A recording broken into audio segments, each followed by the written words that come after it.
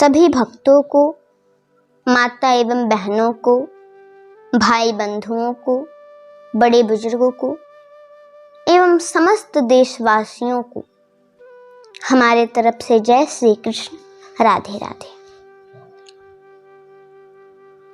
आज मैं आप लोगों को जो बताने जा रही हूँ, आप सभी लोग ध्यान से सुनिए और इसको ज़्यादा से ज़्यादा शेयर करें ताकि ये वीडियो सभी लोगों के पास पहुंच सके और सब लोग जान जाएं इस बात को, ताकि उनका व्रत रखना सफल हो जाए। अब ध्यान से सुनिए, मैं आप लोगों को ये बताने जा रही हूँ कि 2025 में ज्येष्ठ की निर्जला भीमसेनी एकादशी कब है और इसका पारण कब किया जाएगा और इसमें किन किन गलतियों से बचना होता है। तो सबसे पहले हम लोग ये जानते हैं कि ये एकादशी क्यों और कब से मनाई जाती है। तो सब लोग अब ध्यान से सुनिए। एक बार वेदव्यास गए हस्तिनापुर में, इंद्रप्रस्थ, वही इंद्रप्रस्थ हस्तिनापुर जिसे आप लोग दिल्ली के नाम से जानते हैं, दिल्ली। वहीं पे गए हस्तिनापुर में और संजोग से जिस दिन गए उसी दिन एकादशी थी और सब लोग व्रत थे। आप लोग जानते हैं ये वेदव्यास जी कौन है? पांडवों के बाबा पर बाबा हैं ये। आज वेदव्यास जी आए इंद्रप्रस्थ में, देखिए कि आज तो एकादशी है, सब लोग व्रत हैं, लेकिन वो क्या देखे कि सब लोग तो व्रत हैं और ये भीम जी बैठ करके खूब चाव से भोजन कर रहे हैं, खाना खा रहे हैं। देखे तो भोजन करते समय तो कुछ नहीं बोले, लेकिन जब भोजन करके उठे भीम जी, आए, प्रणाम किए, तब वेदव्यास जी ने कहा कि आशीर्वाद दिए और बोले, ये बताओ आज एकादशी है, सब लोग व्रत हैं और तुम भोजन कर रहे थे, तुम नहीं व्रत हो।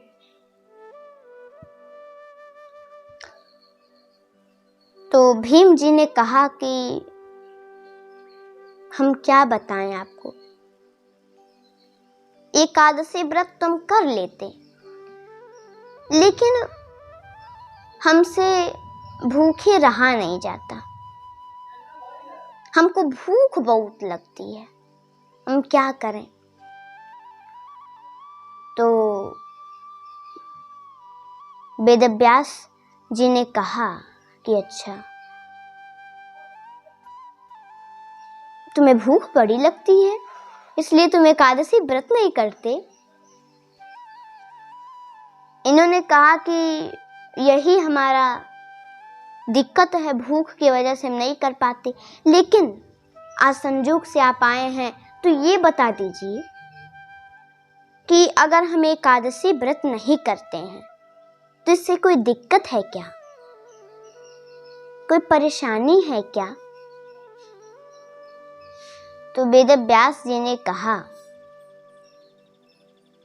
तुम दिक्कत परेशानी पूछ रहे हो, तुम्हें पता है जो एकादशी व्रत नहीं करते हैं उनको नरक में जाना पड़ता है। भीम जी ने कहा नरक में जाना पड़ता है?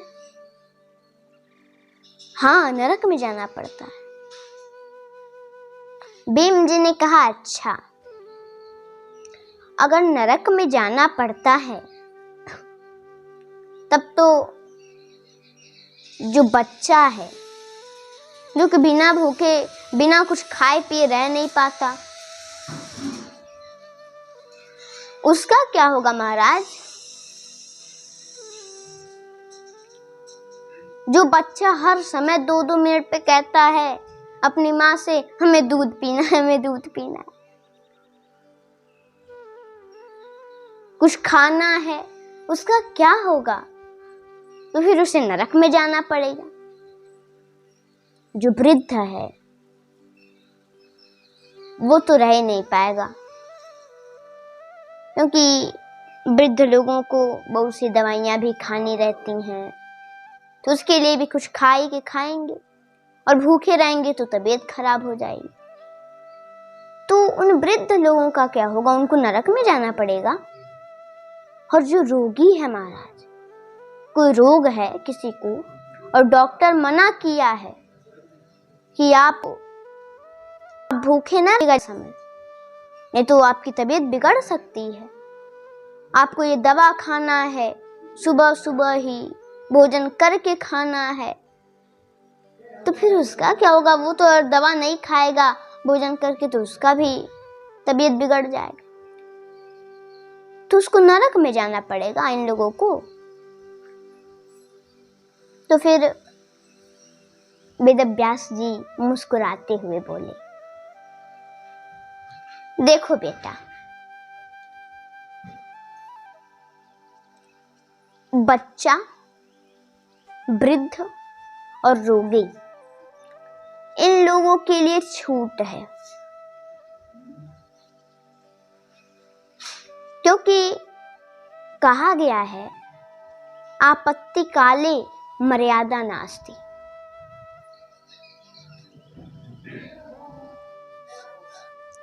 मतलब विपत्ति के समय यदि कोई दिक्कत है, परेशानी है, तो उस समय मर्यादा का बहुत ध्यान नहीं रहता है, ख्याल नहीं रहता है, इन लोगों के लिए चल सकता है। लेकिन तुम तो रिष्ट पुष्ट हो, मोटे मोटे ताजे हो, तुम तो व्रत रह ही सकते हो। जिसको दिक्कत है उसके लिए तो छूट है, उसको नहीं जाना पड़ेगा। लेकिन तुम्हें तो कोई दिक्कत भी नहीं है, वृद्ध भी नहीं हो, बच्चे भी नहीं हो, पूरे रिष्ट पुष्ट हो, कोई रोग भी नहीं है तुम्हें, तुम तो कर ही सकते हो।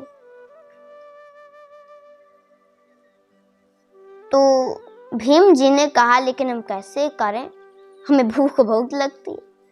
ये बोले वही तो दिक्कत है, तुम कर सकते हो लेकिन भूख तुम्हें बहुत लगती है। भीम जी ने कहा तो हमें बताइए कुछ ऐसा कि हमें नरक में न जाना पड़े, आप ही हमारा मार्गदर्शन कीजिए, हम क्या करें महाराज? भूख बहुत ज्यादा लगती है, व्रत कर नहीं पाते हैं, और जो एकादशी व्रत नहीं रहता उसको नरक में जाना पड़ता है, तो कोई मार्ग बताइए। तब वेदव्यास जी ने कहा, ध्यान से सुनो,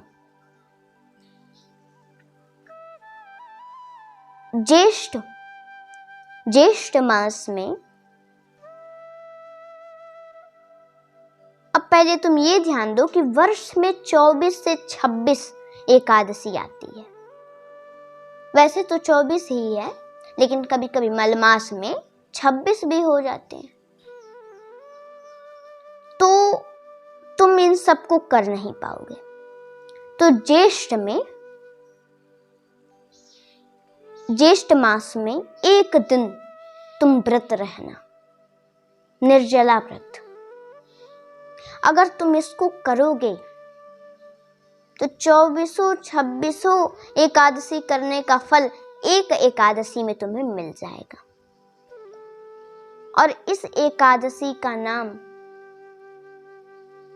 तुम्हारे ही नाम से रहेगा। इसका नाम पड़ेगा भीमसेनी एकादशी, भीमसेनी एवं निर्जला एकादशी।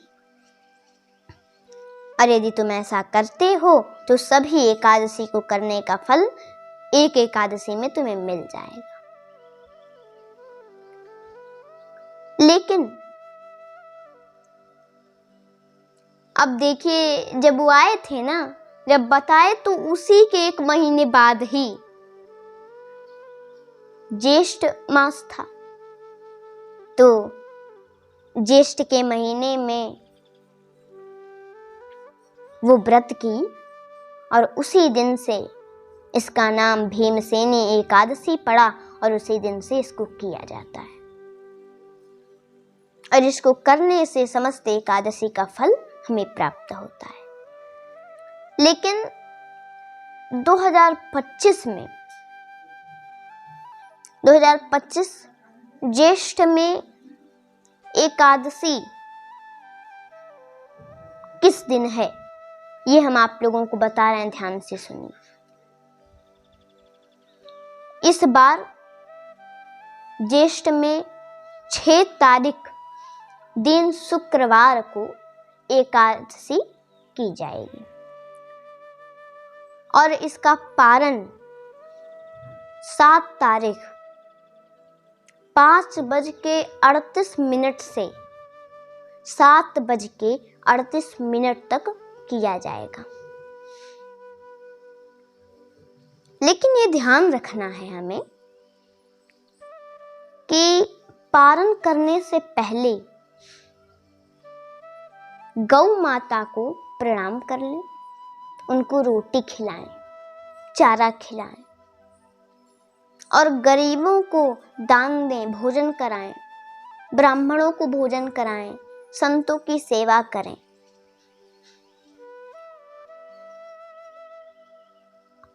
उसके बाद ही खुद भोजन करें, पारण करें। और कहीं कहीं नहीं भी मिलते हैं लोग, गौ मैया बहुत दूर रहती हैं, संत ब्राह्मण बड़े कम मिलते हैं, तो उन लोगों के लिए ये हम बता रहे हैं, क्योंकि वो लोग फिर सोचेंगे कि हमें मिलेंगे नहीं तो हम क्या करेंगे, हम फिर पारण ही नहीं करेंगे क्या। तो उन लोगों के लिए ये है कि आप पारण करने से पहले उनके लिए दक्षिणा निकाल के रख दें, उनके लिए अन्न निकाल के रख दें और उसके बाद खुद भोजन करें, खुद पारण करें। और ये ध्यान रखना है कि जिस दिन व्रत रखें उस दिन किसी को भी हमारे द्वारा कष्ट ना हो, मन, कर्म और वचन से तीनों प्रकार से पवित्र रहें। और उस दिन, जिस दिन व्रत रखें, समस्त जीवों के कल्याणार्थ एवं हमसे कोई भूल न हो, ऐसी भगवान से प्रार्थना करें। यदि हम ऐसा करते हैं तो अवश्य फल प्राप्त होगा। और जो लोग ऐसा नहीं करते हैं, व्रत रखते हैं और मन में छल कपट भी रखते हैं, तो उनको इस व्रत का फल नहीं मिलेगा। इसलिए ध्यान रखें कि ये सब गलतियां हमसे न हो और इन गलतियों से हम बचें, तो अवश्य सबका कल्याण होगा, अवश्य जो मन में मनोकामनाएं होंगी सब पूर्ण होंगी। जय श्री कृष्ण, राधे राधे।